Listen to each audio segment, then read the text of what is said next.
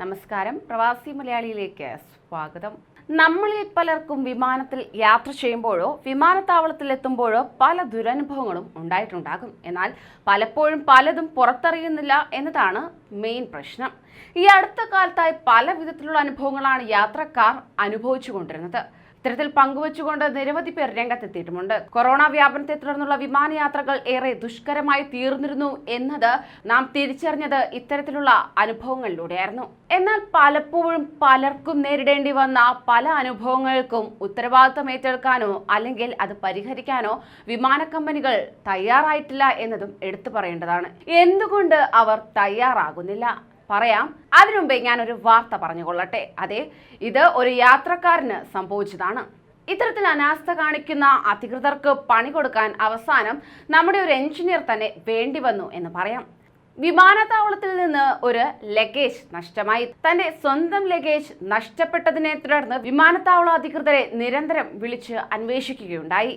എന്നാലോ വിമാനത്താവളത്തിൽ നിന്ന് നഷ്ടമായ ലഗേജ് എയർലൈൻ കമ്പനിയുടെ വെബ്സൈറ്റ് ഹാക്ക് ചെയ്തുകൊണ്ടാണ് ഈ യുവ എഞ്ചിനീയർ കണ്ടെത്തിയത്. ബംഗളൂരുവിൽ സോഫ്റ്റ്വെയർ എഞ്ചിനീയറായ നന്ദൻ കുമാറാണ് തന്റെ ലഗേജ് വീണ്ടെടുക്കാനായി ഇൻഡിഗോ വിമാന കമ്പനിയുടെ വെബ്സൈറ്റ് ഹാക്ക് ചെയ്തെന്ന് അവകാശപ്പെട്ട് രംഗത്തെത്തിയിരിക്കുന്നത്. ഇൻഡിഗോ അധികൃതർ തന്റെ പരാതിയിൽ യാതൊരു നടപടിയും സ്വീകരിക്കാതിരുന്നതോടെയാണ് ഇത്തരം മാർഗം സ്വീകരിച്ചതെന്നും ഒടുവിൽ മറ്റൊരു യാത്രക്കാരനിൽ നിന്ന് തന്നെ തന്റെ ബാഗ് കണ്ടെത്തിയെന്നുമാണ് നന്ദൻ കുമാറിന്റെ അവകാശവാദം. ബംഗളൂരുവിൽ വിമാനമിറങ്ങിയത് മുതൽ ലഗേജ് കണ്ടെത്തുന്നത് വരെയുള്ള സംഭവങ്ങളെല്ലാം യുവാവ് ട്വിറ്ററിലൂടെ വിശദീകരിച്ചിട്ടുമുണ്ട്. ഇക്കഴിഞ്ഞ മാർച്ച് 27-നാണ് നന്ദൻകുമാർ പട്നയിൽ നിന്ന് ഇൻഡിഗോ വിമാനത്തിൽ ബംഗളൂരു വിമാനത്താവളത്തിൽ എത്തിച്ചേർന്നത്. എന്നാൽ വിമാനത്താവളത്തിൽ വെച്ച് നന്ദൻകുമാറിന്റെ ബാഗും മറ്റൊരു യാത്രക്കാരന്റെ ബാഗും തമ്മിൽ മാറിപ്പോയി.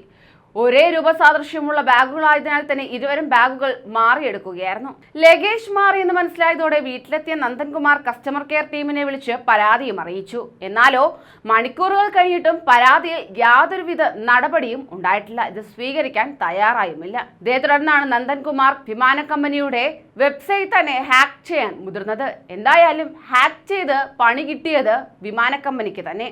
ഇത്തരത്തിൽ ഒരു അനാസ്ഥയുണ്ടായിട്ടും യാതൊരു വിധത്തിൽ പരിഹാരം കാണുവാനോ അതിന് മറുപടി നൽകുവാനോ ഈ വിമാനത്താവളത്തിലെ അധികൃതരോ കസ്റ്റമർ കെയറോ തയ്യാറായിട്ടില്ല എന്നതും ഇതിൽ നിന്ന് വ്യക്തമാണ്.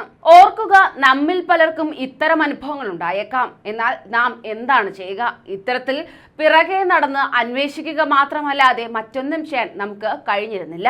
എന്നാൽ ഇതിനൊരു പണി കൊടുക്കാൻ നന്ദൻകുമാർ തയ്യാറായി. അത് പരസ്യമായി വിളിച്ചു പറയാനും അദ്ദേഹം തയ്യാറായി എന്നതും കയ്യടി നേടിക്കൊടുക്കുന്നു. എന്തായാലും ഇത്തരമൊരു അനാവസ്ഥ ഇനിയെങ്കിലും നടക്കാതിരിക്കട്ടെ. കൂടുതൽ പ്രവാസി വാർത്തകൾക്കായി ഈ ചാനൽ സബ്സ്ക്രൈബ് ചെയ്യൂ.